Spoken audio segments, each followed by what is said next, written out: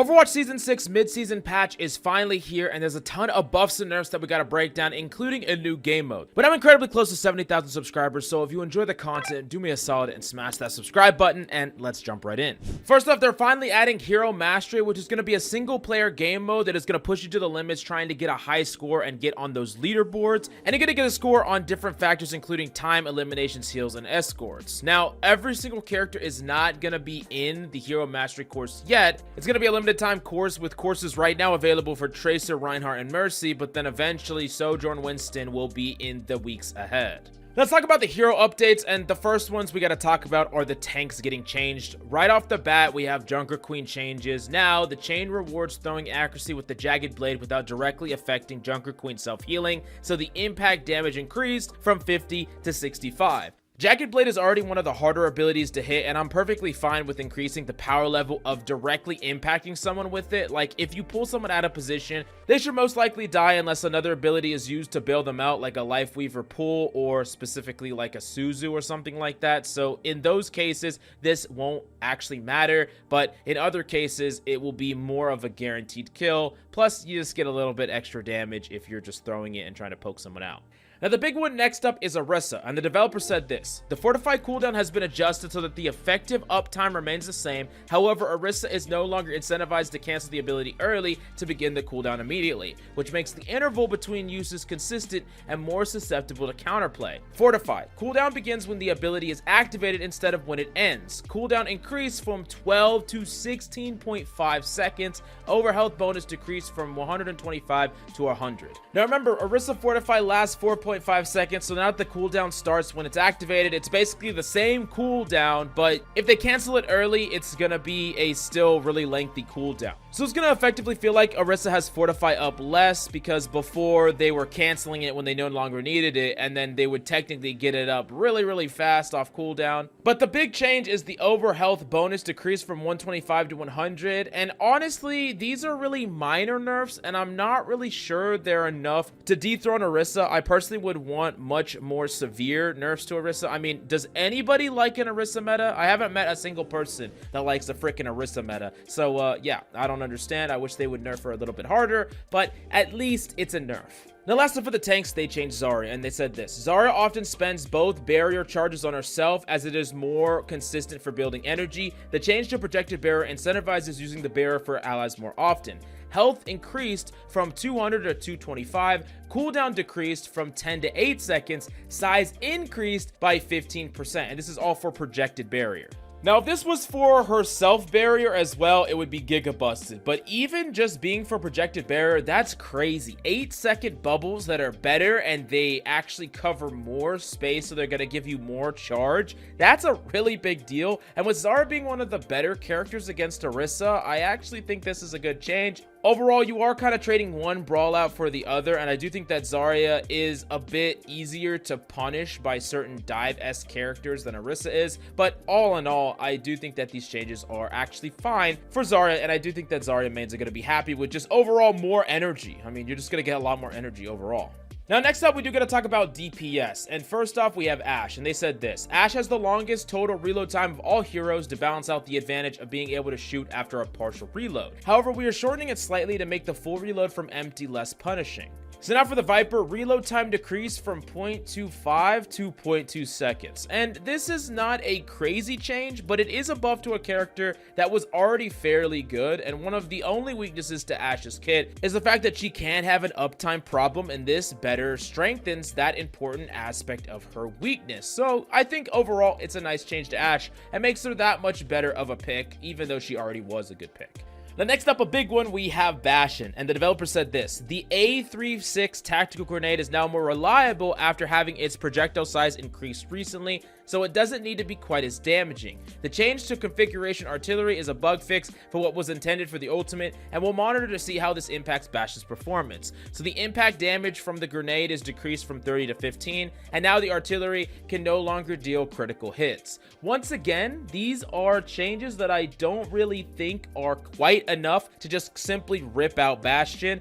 from the meta, and it's another thing where I think the Bastion metas are kind of fun for like a couple of weeks, right? Everyone has a fun time getting to whip out Bastion, a really niche character historically, and then people get tired of it. People get bored of it. People don't want to see it. People are tired of Orisa and Bastion.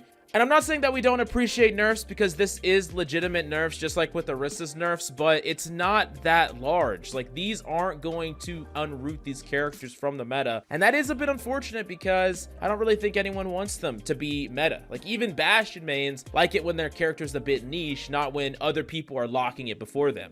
Now, next up, we do got to talk about Mei, and they said this. Mei is still underperforming after her last set of changes, so we're increasing the effectiveness of primary fire and improving the quality of life to deep chill. So her endothermic blasts, her damage increased from 65 to 70 per second. Duration before slow falls off between primary fire hits increased from 0.5 to 0.6 seconds, and deep chill bonus damage can now be triggered with Mei's quick melee. That is interesting overall. I think that Mei is actually a really powerful character still. I do understand that the rest of her kit outside of her ice block and maybe her ultimate might be a little bit underpowered, and that's what they're tweaking. And Mei seems like a good fold to the shenanigans that are going on right now. Another character that is good in Brawl. It does seem like they are buffing other Brawl options right now, so maybe they're trying to come up with like a more diverse Brawl meta. But yeah, I don't necessarily think these were needed, but they're fine, and I think Mei players are gonna like it. Now, last but certainly not least, we have the support role, and the support passive is the big thing that is getting changed. Duration until support passive activates increased from 1.5 to 2 seconds. This has the biggest potential impact over the meta. Developer comment said this: support heroes have received individual improvements to their survivability and are quite strong overall, so we're reducing the impact of the role-wide passive. Now, this is just a flat-out nerf to every single freaking support, and it's especially supports that don't have an over shield are going to be really punished by this. Now, honestly, I think the support passive is the strongest by far, and even with this nerf, the support passive is still ridiculously strong, and I think that this increases that window of time that you just need to be out of a fight, because something that could happen before is you could try to fight a person, like let's say you're in a duel, and you could just cut line of sight. Even if it's a diver, they're trying to chase you, you're cutting line of sight, and you're kind of buying for time for your passive to trigger. This is not going to trigger quite as fast, so there's going to be more windows of time where if you're not completely out of the fight, like you're trying to pivot out of the fight, or you're trying to deny a peek so that you just get heals in the middle of a duel, that's not going to be as viable anymore, and it's something that you're going to have to get used to. But it also increases the power of dive overall, which is one of the hypothetical counters to a lot of the Brawl, Bastion, Orisa shenanigans that are going on. But the problem is supports are a bit too strong at keeping themselves alive, so you can't really dive anything. And I think that if you combine this with a little bit more nerfs to Orisa, a little bit more nerfs to Bastion, and maybe some Torb nerfs, I think maybe we could kind of open up the meta. But I do think this is a step in the right direction. Don't hate me, support mains. I like playing support as well, but still, 2 seconds, I mean, that's just 0.5 seconds more. You can definitely line of sight for that long if you need to.